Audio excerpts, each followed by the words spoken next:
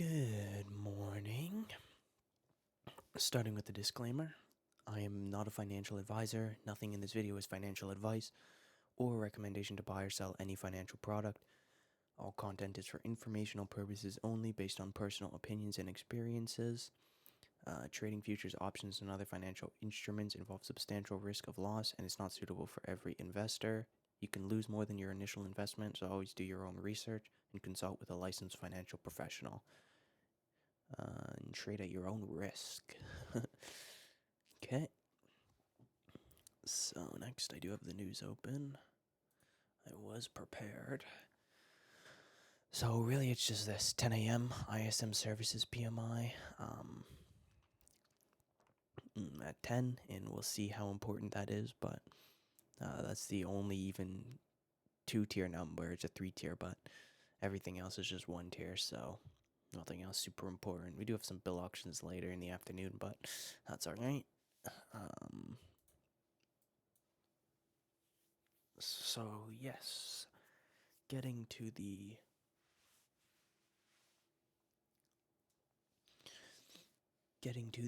pre-market sheet.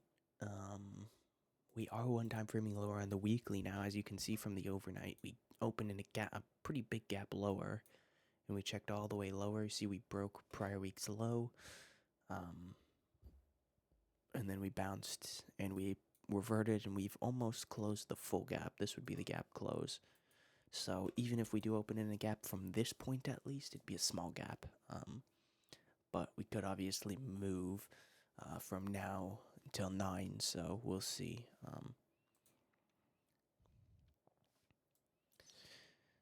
So here's a TPO. So yeah, so we're one time framing lower on the weekly. You can see it from the full session. Or actually, I can just bring up the weekly quickly. So these are weekly candles. So you see 1, 2, that gives us one time framing. 2 lower highs, so that's that. But then the daily is still nothing. I said because we're in a gap, we're opening in an imbalanced condition, but again, that could change. Prior value was overlapping sideways. Weak swing high. I said we've got a good excess at yesterday's high. We've got a weak low from yesterday. It's all right on the volume profile, but if you look at the TPO, there's basically no excess there on the TPO. Yeah, and then as for key levels, we've got above us, we've got yesterday's low, we've got prior week's settle, we've got overnight high, which aligns with yesterday's low, and we've got 59.50 up here. This was a prior high. This was this high, 59.50. And then as for below us, I just put overnight low. We do have full session mid below us, as well as prior week's low. And we've got this naked VPOC down here that does need to be tagged in the RTH session for it to count, I guess. So yeah, that's the pre-market sheet. So let's go to the TPO quickly. If you've watched the videos before, this damn Epic Pen. It's when I open those photos, you know, the photo with the disclaimer. Whoops. For some reason, you can't draw on those. Like if I move my mouse to my other monitor, it works for some reason, but it just messes it up. I don't know why. Sorry about that.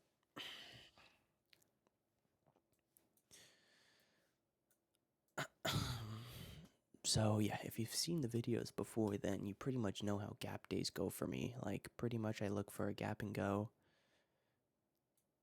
I look for a gap close, and I look potentially for a continued reversion after a close of the gap, or a continuation in the direction of the gap after the gap is closed. Right? And that's pretty much it. So it's either no gap close and we just continue in that direction, or we close the gap and then we continue reverting. So we close the gap and we just continue. We get into the prior day's range. We get settle. We get, when we fix up anything up here, or we close the gap, potentially touch settle, and then continue in the direction of the gap. So in this case, we continue lower. And those are my general scenarios for gap days, pretty much always. But like I said today, it's a small gap. And so, I mean, it's about, what, 50 ticks? No, 40 ticks from where we are now.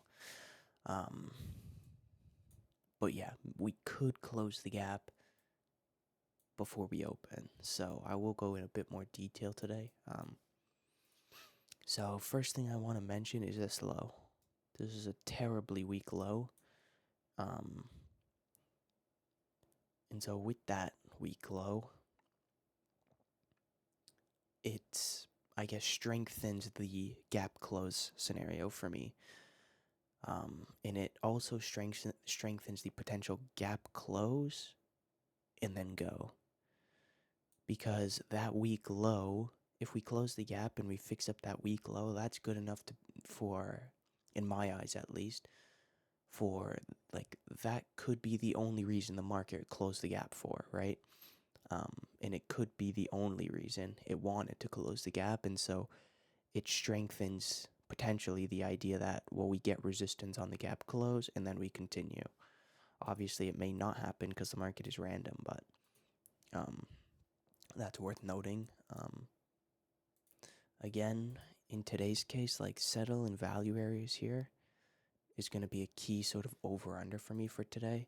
Like, if we close the gap and then we continue above settle and we start trading above settle and we're above yesterday's value metrics, which would be the POC and the VPOC, then I could see continuation higher.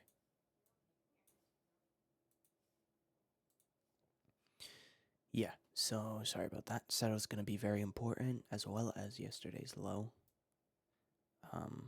And then on the high side as well, these two highs will be key targets on the high side if we do end up continuing. This one is sort of the one that really breaks out, but you can sort of see that, like, this value area from here was sort of rejected the next 2 days, right? So really I want to see us get back into that, which sort of negates these rejections that we had. Yeah, so that's pretty much it for the TPO. Like recently, pretty much anything under this stuff and overnight low, which would be a bit lower. It's below prior week's low, but pretty much this area, I'm pretty much just zone to zone. We've got this naked VPOC here, which could be an extended target, as well as prior week's low, which does need to get tagged in the RTH session. Or at least I like to see it tagged in the RTH session. It is, this is a full session prior week's low, so it includes ETH. So technically, if it includes ETH for the level, then it is technically valid for overnight session to touch it and be valid, but I like to see it touched in the RTH, and it's just, I mean, a preference of mine, to be honest. So, but technically we did touch it in the overnight, see, here, so it could technically be done stat-wise, I guess, even though I don't have any stats on the prior week's levels, but yeah, so going into the 30-minute here. Yeah, so makes sense. Big, or not huge, but decent belly here at overnight VPOC. It doesn't look like we'll be able to move it unless a lot of volume comes in the next hour, hour 15, but it doesn't look like we'll be able to move it before the RTH session starts. God, I don't know why it's so hard for me to say session. But yeah, this would also be an extended target on the low side. So if we continue moving lower and we continue, we break prior week's low, we tag that naked VPOC, then overnight VPOC would be the next one. And if we get through that, then definitely just zone to zone, right? Um, so yeah, I don't think I really need to go into more detail than that. We've got all the key levels I'll be looking at. We've got a pretty large overnight session. Sometimes it just happens that way where, you open in a gap and the volume just starts coming in, I guess, really. Got prior week's low. Naked VPOC, I'm not going to mark down.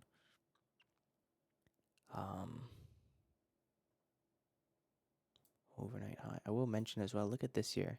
I just noticed this. I didn't see it, but maybe I'll move the 30-minute here. Big LVN. Sort of a big LVN, and then you've got 1500 that came on. This was likely a stop, no? Or this was someone taking profits, potentially.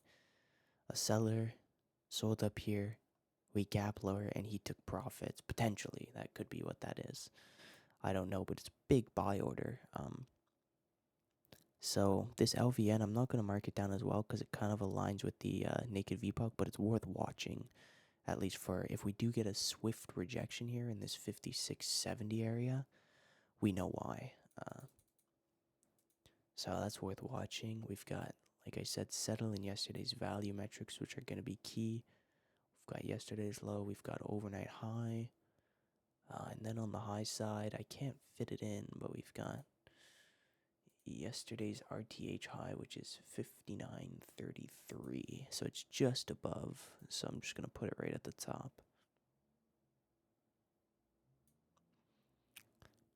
Yeah, and that's pretty much it.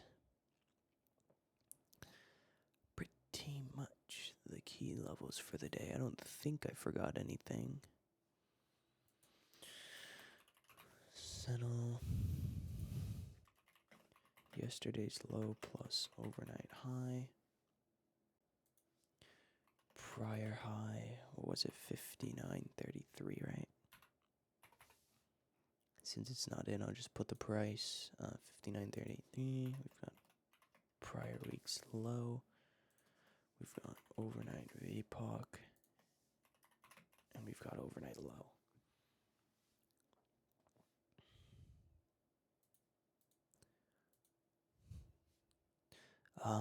Yeah, so that's pretty much all the key levels. And yeah, so starting with a bullish scenario, like I said. Bullish scenario, you'd like to see the gap close pretty quickly. And in a bullish scenario that continues the reversion, you want to see it pretty easily get above and into the prior day's range. And if you can, then likely we could get a clean break that gets settle. And like I said, settle and lines up with the value metrics of yesterday. And so if we're trading above settle, if we break it and we start trading above it, then that'll be it for this short move. Like we could continue lower later. But for this short move, yeah, it's done. We found our buyers and they, responded well. And then, like I said, above settle really is just sort of continuation up to, we've got this high, which was yesterday's high, and then 59.50 is the prior day's high, which I talked about as well. So these highs potentially could give some resistance, but really the main areas are going to be settle here and the gap close here. Both, if we can't stay above, break above, and trade above, I'm going to probably be looking for the continuation idea. So imagine these arrows continue into the bearish scenario. I don't need to draw them all, but these could continue all the way down into even overnight low, potentially. I just don't draw them all. It just means this could be an area where we find sellers and start a short move for lower prices. So as for the bearish scenario, you could close the gap and continue like I just said, but we'll say in this scenario it's more of a gap and go. So if we don't close the gap and we fully reject higher prices, then the quick and easy things are going to be the prior week's low and the naked VPOC here. Once you get through these, which also, again, like I said, lines up with that LVN, if you can get through them, then sort of same thing. Pretty much just continuation lower for overnight low and overnight VPOC, and then anything below overnight low is zone to zone. So on the low side, the overnight VPOC is going to be a key area that sellers have to get through. And overnight low, probably less so important, but still could pose at least a front run and potentially some support, right? Like, don't rule it out.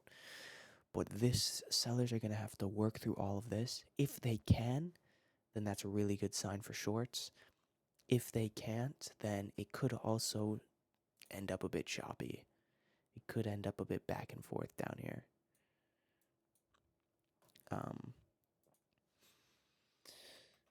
Yeah, and that's pretty much the plan today. We're at 15 minutes. Let me just pause this and take a screenshot for myself. So here's the final look at the plan. Pretty straightforward, pretty similar to our gap days.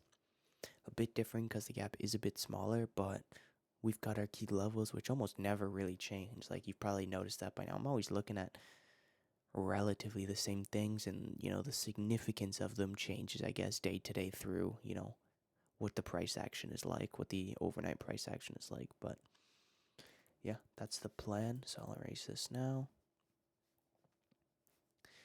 And yeah, it's Monday. We've got decent volume, decent range already on the day, so should have a pretty good RTH session.